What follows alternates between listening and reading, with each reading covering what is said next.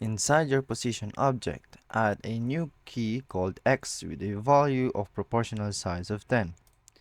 So let's navigate inside our position object and let's have a key of x and assign it to the proportional size of 400, 10 rather.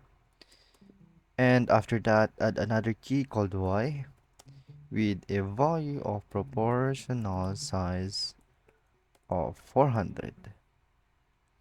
And it says you need to use wait propor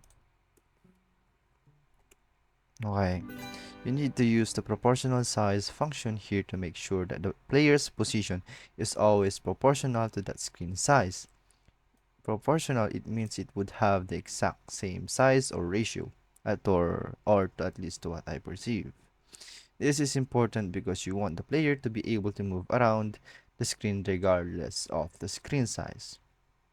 Now, I want you to take note that this proportional size is not a built-in function of JavaScript but rather a custom function.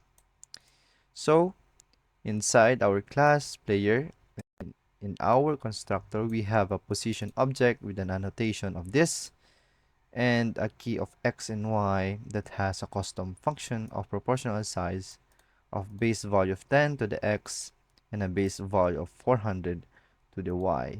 Meaning, if an object is instantiated from the player class, it would also have this type of position because we inherited it from the class player. So that's it. Nice.